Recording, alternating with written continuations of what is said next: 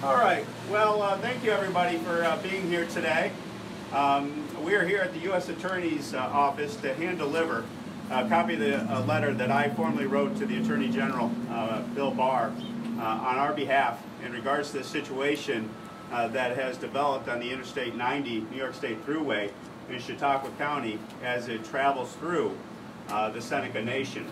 As many of you have noted in previous coverage, we were there not too long ago, a few weeks back, talking about the condition of this road.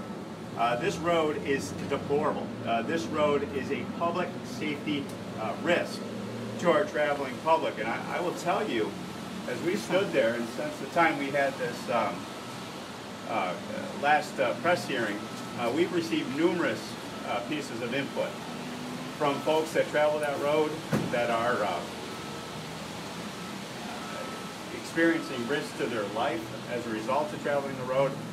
And what we're here today to say to the U.S. Attorney is you need to investigate the potential misuse of the governor's office, the abuse of power that is potentially involved here, because as the governor recognized and stated that he is using this in regards to a dispute that the governor is having with the Seneca Nation in an unrelated matter with the gaming revenue. To me, once he stated that, and the difference between the lieutenant governor's position and saying it had nothing to do with the gaming revenue, and then the governor coming out and saying it did have everything to do with the gaming revenue dispute, this is an unrelated matter that does not need to be mixed up with the traveling public safety on that interstate.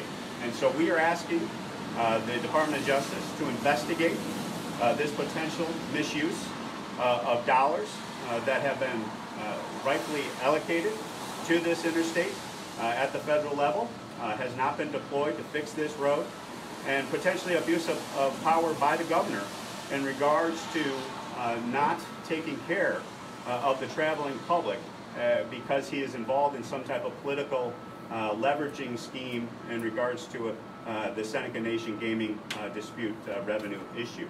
And so we have heard from constituents that have come to us who have talked about having accidents on that road, having hit this defective condition, slid into the side of the road, risked their family that was with them. We have submitted numerous examples of this with our complaints to the state of this defective condition and the real injury. We've had a constituent reach out, suffered $4,000 worth of damage to their vehicle and to their RV and to a family. That's a tremendous amount of money that is not covered by the state, and the state denied that claim. And so that's one of the reasons we put the state on a formal written prior notice of the defective condition of this road. And I know the county executive is here from Chautauqua County, George Barillo, and we want to give him an opportunity to make his statement here today, and then we'll open it up to questions. But at the heart of this, when the governor said that this was related to an unrelated gaming dispute with the nation, to put the traveling public at risk is just wrong. It's time to fix that road, make sure that our public safety is paramount, and that this road gets fixed immediately, and not play political games and misuse someone's office or misuse federal funds in a way that's inappropriate. And so without further ado, thank you to our Chautauqua County Executive, George Barillo. Thank you, Tom. Thank you, George. Good afternoon, everybody.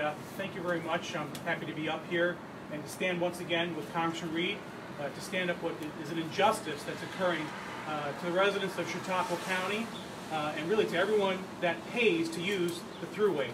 I live in the town of Hanover, right adjacent to this deplorable section of the Thruway, ground zero for this battle that the governor has taken up with the Seneca Nation, really with us in Chautauqua County and the traveling public as the collateral damage in this war. And it's really, truly deplorable because we have had now, since bringing attention to this just a couple of weeks ago, and thanks to the members of the media that have also brought attention to it, I have had even more outreach from the traveling public, particularly those folks who live in Chautauqua County, about the damages that have occurred to their cars. Stories of broken tie rods and blown tires, losing control of their vehicle. These are the stories I'm hearing from the people who use and pay to use the thruway, that live in our county, that travel through our county. The Chautauqua County is obviously a wonderful place to live and to visit, and to have to go through this, especially those folks who work in Chautauqua County and live in, say, Erie County or Cattaraugus County or vice versa. These people have to deal with it every single day.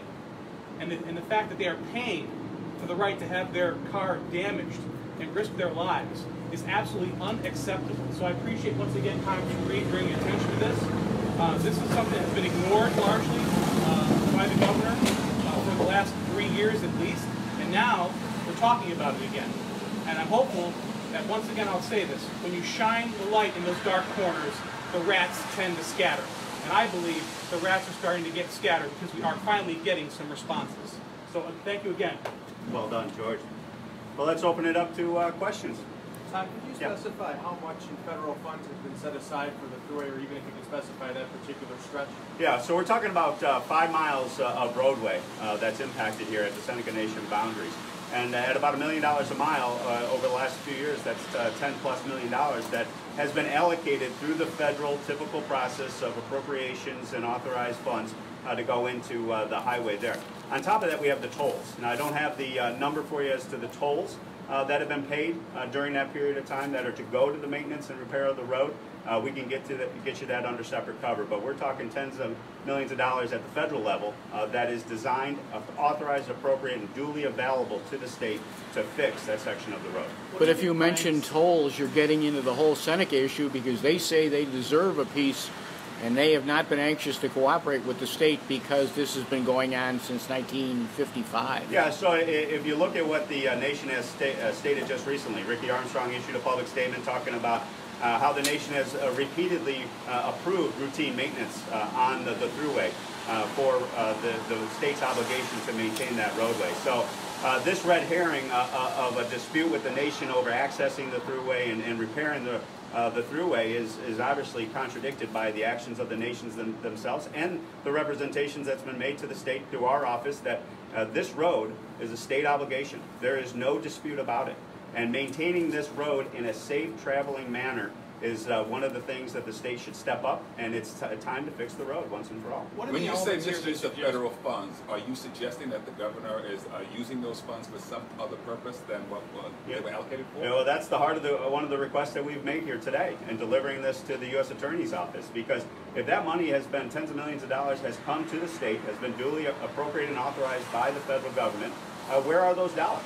Where are they sitting? Have they been applied to other sources? You know, the governor often talks about budget shortfalls at the state capitol and has those budget fights. So I think it's only right to ask the question, where is that money? Where is that money going? And to see that the governor has now honestly acknowledged that he's using the unrelated gaming revenue dispute to hold these funds back for this road. I just got to write to that. Where's the money? Where's the money? Show us the dollars. And if there's nothing there, I'm looking forward to my conversation that George and I are going to have with the the U.S. Attorney here today. Show us where those dollars have gone. Where are they sitting? If they aren't sitting in an account somewhere, what project were they allocated to? That's a legitimate question that needs to be investigated here. You will be meeting face-to-face with J.P. Kennedy here That's today? my understanding is from my staff that we are having a meeting after this press event with the U.S. Attorney. Congressman, if the governor is found in some sort of wrongdoing, what kind of penalty would he face? What are we talking about? You're talking criminal. You're talking potential criminal justice needs to be done. You know, I wouldn't say it's apples to apples, but just keep an eye on. We've seen governors exert political vendettas in other situations across the country, and those staff members in that office that was engaged in that deplorable type of activity are sitting in jail as we speak. So, you know, this is not a hollow threat. This is something that's serious. It's time to fix this road, and I'm going to do everything I can in my power to make sure that no one gets killed on this road, no one gets injured. God forbid someone dies, someone ends up in a wheelchair as a result of a political vendetta carried out by the governor on some unrelated matter. I couldn't live with myself. So we're here today to honor the commitments of the people we represent as well as the people of the state of New York. Also, we have heard from people across the country. They come to our community. They come to visit New York. Our vibrant tourism communities, our opportunities are drawing people in. And we're hearing people say, this is the condition of the road. We're going to get injured coming to New York. It's got to end, and that's why we're here today. County Executive, you said that there has been some movement on getting the governor to realize that these funds have been allocated and they should be used. To be more specific about what the movement has been. Yeah, well, in recent visits by the lieutenant governor and the governor in our area, you folks have taken them to task, and they've had to answer questions that haven't been asked in probably 2 years about the condition of that road. So this is about them finally being asked about this and being held accountable by the traveling public and by the media. So, and I believe that is as a result of the actions, the efforts of Congressman. Can I add to that too? One of the main reasons we are here is because of exactly that. We had the lieutenant governor say this had nothing to do with the gaming revenue dispute. We had Kathy Hochul on the record in response to one of your public commentary periods or questions, where she said nothing to do with the gaming revenue. Then all of a sudden the governor comes out and says, yes, it has everything to do with the gaming revenue. To me, that is, something's going on here. Something is either we're trying to sweep this under the rug with the lieutenant governor's position, saying it has nothing to do with the gaming revenue, or the governor himself recognizing and coming clean and saying, yeah, I am carrying out a political vendetta. I am using this unrelated matter for political leveraging, and to me, that's wrong. That potentially is criminal, and that's why we're here at the U.S. Attorney's Office to deliver personally to make sure this doesn't get lost in the bureaucracy, that the voice of the people that are traveling this road is heard. How were the roads when George... Well, that's where the question has to be asked. You've got tens of millions of dollars of federal money that is duly authorized, legally available, legally appropriated to go into this road, to maintain this section of the road for the last 2 years. So the question is, where is that money? What have you done with it? And to me, that is one of the claims to be investigated. The second one, potentially, is just abuse of power in your public position. How do you carry out a political vendetta with an adversary in an unrelated matter, and that is not a potential abuse of the position, in order to just say, because I'm the governor, I can do what I want, and I'm not going to honor my commitments to keep the public safe on a traveling road that you're obligated to take care of? To me, that's another potential venue here, and we'll defer to the prosecutors, we'll defer to the investigators, to see what legal basis is there for a potential criminal action here. What's next Doesn't he here? have discretion, though? Doesn't he have discretion to do what he thinks is the best way to allocate the money for the state and the taxpayers? Totally understand, and it's a legitimate question. But when you see the discretion and the abuse of discretion, when you hit the boundaries of the nation, and you see the road being properly maintained outside those boundaries, when you see the governor's public comments saying that we are using an unrelated political situation in order to withhold the repair of that road, that to me demonstrates an abuse of discretion on its face. That is a prima facie indication to me that something's going on here that is not consistent with the appropriate discretionary calls that you have as an administrative or executive branch. Have you asked the Federal Highway Administration to freeze or review the behavior of the state government in spending of this money? As we said, we're here today with the U.S. Attorney's Office and the Attorney General's Office.